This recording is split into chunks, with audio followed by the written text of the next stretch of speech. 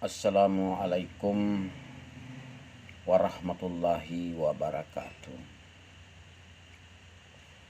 Semoga kesehatan kita semua dalam keadaan sehat walafiat. Amin. Hari ini kita akan bertemu melanjutkan materi yang telah disampaikan oleh dosen terdahulu. Dari pertemuan ke-9 sampai pada 16 kali. Tentu saja di awal pertemuan saudara sudah banyak memahami tentang manajemen strategi, termasuk mungkin implementasi melalui jurnal yang saudara buat. Dan kali ini kita akan mengulang-ulang kembali sebagai bahan tambahan dari manajemen strategi ini.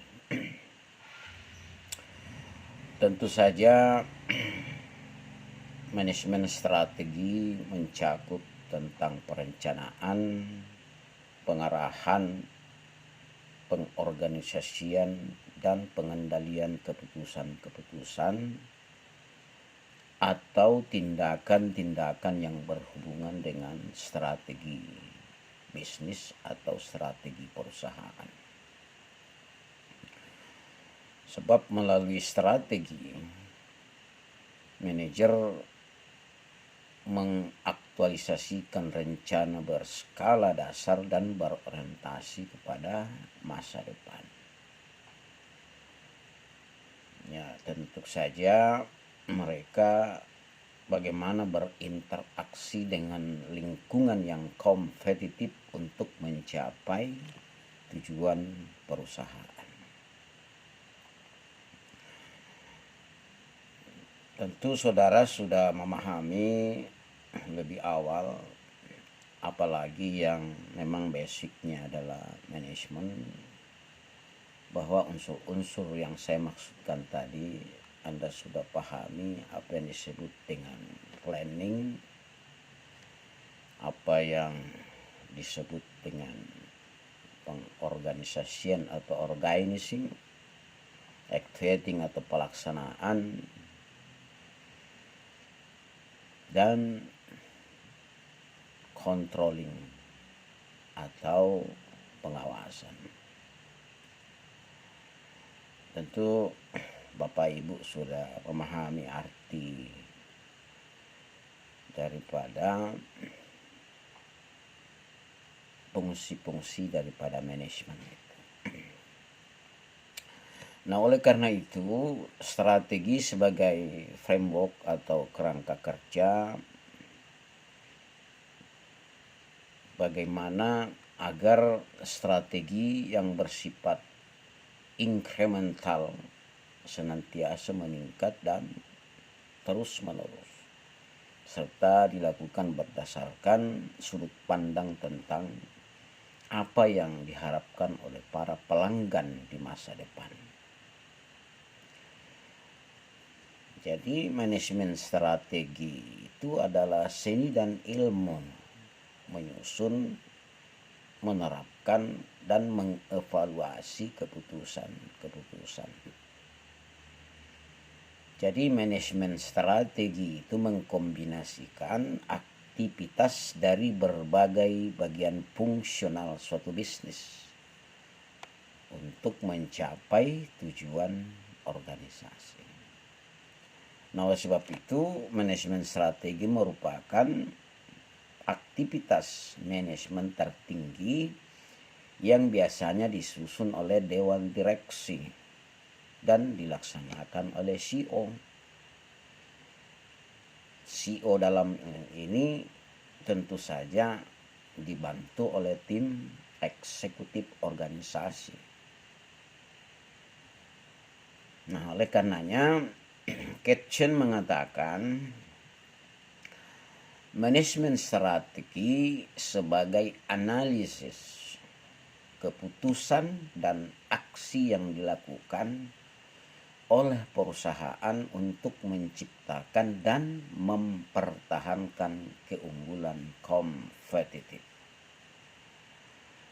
Jadi definisi ini menggambarkan dua elemen utama manajemen strategi. Yang pertama adalah manajemen strategi dalam sebuah perusahaan berkaitan dengan proses yang sedang berjalan atau istilah ongoing process. Analisis keputusan dan tindakan. Jadi manajemen strategis berkaitan dengan bagaimana manajemen menganalisis sasaran strategi. Dalam hal ini bagaimana visi, bagaimana misi, dan tujuan. Serta kondisi internal dan eksternal yang dihadapi perusahaan. Nah, sehingga lebih lanjut dikatakan perusahaan harus menciptakan keputusan yang strategis. Jadi keputusan ini harus mampu menjawab dua pertanyaan utama. Yang pertama adalah industri apa yang digeluti perusahaan. Dan yang kedua, bagaimana perusahaan harus bersaing di industri tersebut.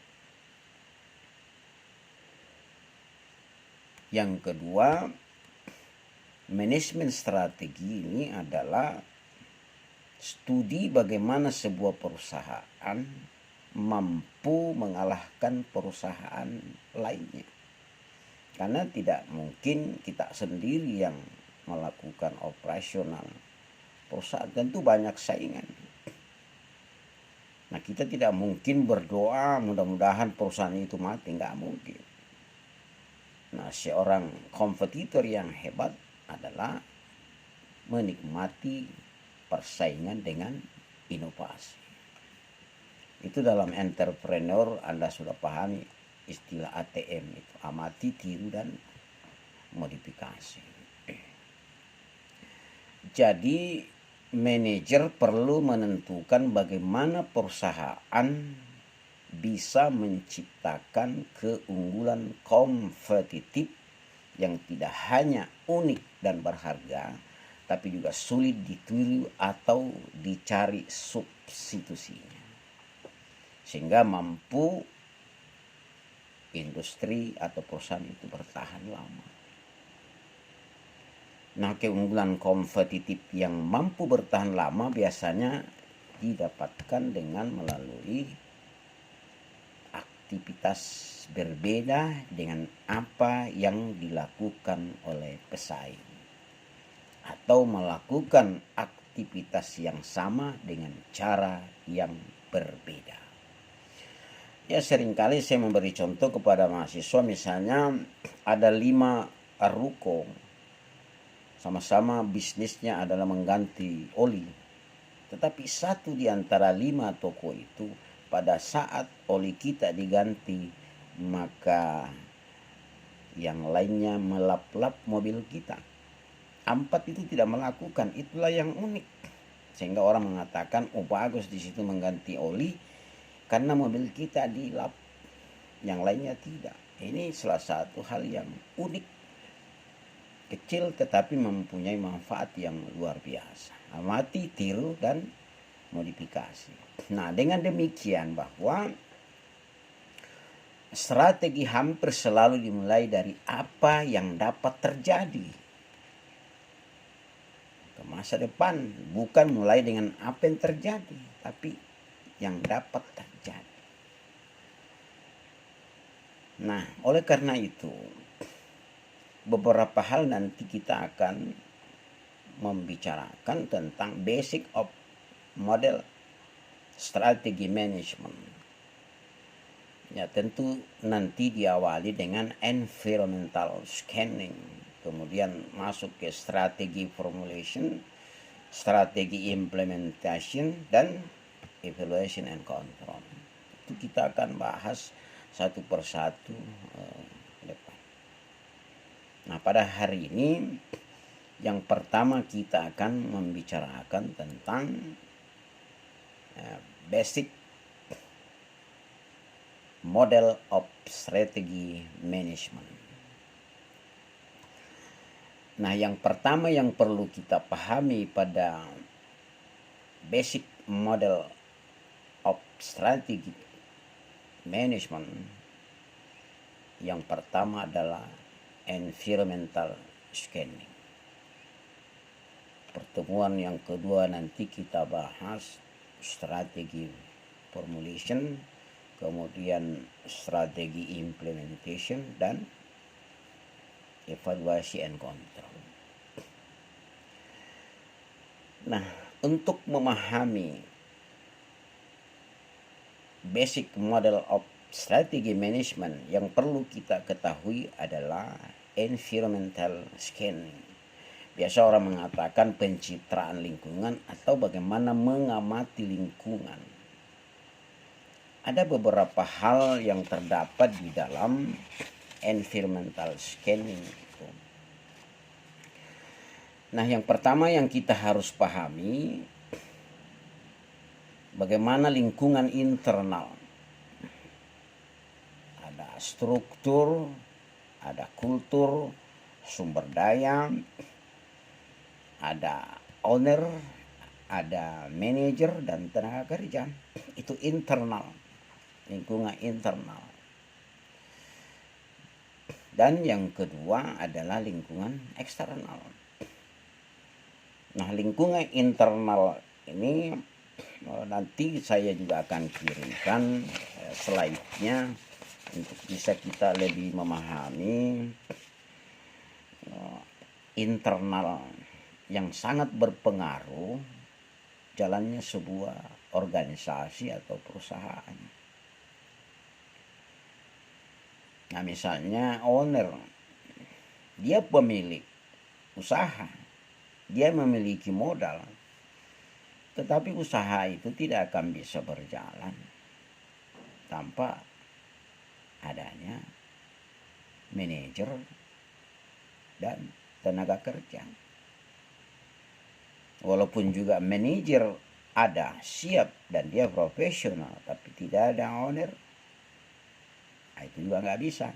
Walaupun juga dua-duanya ada, tetapi tenaga kerjanya yang nggak ada. Jadi semuanya saling mempengaruhi dalam lingkungan internal ini. Bagaimana budaya organisasi, bagaimana strukturnya, sumber daya yang dimiliki. Nah, itu semua memberi pengaruh terhadap jalannya sebuah organisasi. Nah, oleh karena itu tenaga kerja harus dipelihara. Karena di dalam studi manajemen dikatakan tenaga kerja adalah aset. Nah, oleh karena itu aset harus dipelihara agar dia bekerja dengan baik dan bersama-sama mencapai tujuan yang telah ditetapkan. Nah, selanjutnya kita perlu memahami bahwa walaupun dia berada di luar organisasi, akan tetapi sangat mempengaruhi jalannya sebuah perusahaan. Jadi lingkungan eksternal merupakan berbagai hal yang berada di luar organisasi. Nah, siapakah itu? Yang pertama adalah customer atau pelanggan. Adalah mereka yang secara langsung menggunakan barang dan jasa yang dihasilkan oleh perusahaan. Apalah arti sebuah produk dihasilkan tapi customernya nggak ada. Nah, oleh karena itu customer itu harus dipelihara, pelanggan itu harus dipelihara. Dalam teori dikatakan customer is king, pembeli adalah raja. Dan memang seperti itu keberadaannya. Yang kedua adalah kompetitor. Memang berada di luar tetapi sangat mempengaruhi jalannya sebuah organisasi. Organisasi menjalankan hal yang sama, bisnisnya yang sama. Nah, bagaimana kita memenangkan pesaing? Nah, itulah tadi saya katakan, nikmati persaingan dengan inovasi. Ya, contoh kecil saja, berapa macam merek sabun, sabun mandi, sabun cuci, berapa macam pasta gigi misalnya. Itu kan bagaimana memenangkan persaingan. Handphone yang kita gunakan ini dia selalu berubah, karena tidak bisa orang bertahan dengan cara-cara lama, kita akan ditinggalkan. Berarti selalu ada inovasi. Nah, ini pesaing. Nah, siapa lagi yang sangat berpengaruh di luar adalah pemasok. Jadi supplier ini juga harus dipelihara karena dia merupakan penyedia bahan baku yang kita produksi. Nah, kalau kita tidak memelihara, dia akan pergi mencari perusahaan lain. Jadi supplier juga berada di lingkungan luar, tetapi sangat berpengaruh terhadap jalannya sebuah organisasi atau perusahaan. Nah, siapa lagi yang berada di luar? Ya tentu kita sama pahami bagaimana government, pembuat peraturan, pemerintah dalam hal ini, pihak yang menciptakan peraturan agar kegiatan usaha kita bisa berjalan. Karena mereka lah yang membuat sebuah izin. Ya, seringkali kita mendengar ada istilah situ, ada istilah siu. Nah, ini pembuat kebijakan ini juga berada di luar, tetapi kita tidak bisa bergerak secara luasa tanpa memperhatikan government. Ya, tentu saja kalau kita lebih luas lagi mencakup tentang environmental scanning ini, ya lebih di luarnya lagi bicara tentang lingkungan internasional yang merupakan lingkungan yang lebih luas dan sebuah negara yang akan mempengaruhi perusahaan, terutama perusahaan yang melakukan kegiatan bisnis internasional. Nah, selain itu kita juga harus memperhatikan yang disebut dengan iklim. Ya, iklim organisasi di sekitar kita, misalnya tentang lingkungan ekonomi, artinya kondisi ekonomi yang terjadi dan yang akan terjadi, misalnya bagaimana tentang pertumbuhan, bagaimana tentang inflasi, krisis ekonomi, dan bagaimana tentang income per kapita masyarakat. Sebab ketidakstabilan ekonomi makro ini diindikasikan dapat melumpuhkan dunia bisnis. Ya, seperti yang kita sering dengar bagaimana tentang kenaikan harga BBM, bagaimana tentang kenaikan suku bunga, tarif dasar listrik, gas, dan sebagainya. Nah, ini lingkungan-lingkungan ekonomi ini sangat berpengaruh terhadap jalannya sebuah organisasi, termasuk lingkungan politik. Nah, kondisi dan sikap para pemimpin dan para pengambil keputusan, para wakil rakyat misalnya, yang membuat peraturan perundang-undangan ini juga sangat memberi dampak pengaruh terhadap jalannya organisasi, termasuk lingkungan sosial budaya. Sebab bagaimana sikap, bagaimana tingkat kepercayaan adat istiadat masyarakat Ini juga berpengaruh bagaimana juga tentang adanya pencemaran, ada pencemaran air, pencemaran udara, limbah, dan lain sebagainya. Nah, menurut sebuah pengamatan survei bahwa orang yang berada di lingkungan pabrik itu rentan terhadap pencemaran. Ya, misalnya atap rumah kita seng itu kalau terjadi pencemaran udara, ya bisa saja katanya itu seng kita cepat berkarat karena itu pencemaran. Sumur yang ada di sekitar kita bisa warnanya merah karena itu limbah. Nah, ini semua kita harus memperhatikan lingkungan-lingkungan ini pada saat kita mendirikan sebuah perusahaan, termasuk lingkungan teknologi. Karena kondisi dan perkembangan pengetahuan dimiliki manusia mengenai cara-cara melakukan hal-hal yang baru, misalnya dari mesin ketik ke komputer, ini kan perlu memerlukan SDM yang handal. Yang kita sudah membahas mata kuliah yang lalu bagaimana sumber daya manusia yang disiapkan ini yang kompeten di bidangnya dalam mengikuti perkembangan IT yang terjadi saat ini. Kita sudah melalui mata kuliah itu kemarin. Hanya di sekitar manajemen strategi ini perlu kita memperhatikan lingkungan-lingkungan ini. Termasuk tadi itu adalah lingkungan hukum. Ya, kondisi dengan adanya peraturan yang berisi larangan-larangan dan syarat-syarat hukum itu suatu tindakan. Nah, ini semua memberi pengaruh dan dampak terhadap jalannya sebuah perusahaan. Sehingga environmental scanning ini bagaimana kita mengamati lingkungan ini baik internal maupun eksternal jalannya sebuah organisasi.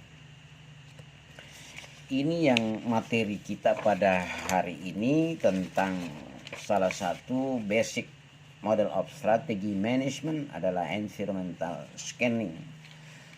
Pertemuan berikutnya nanti kita bahas tentang bagaimana strategi formulation dari strategi manajemen ini.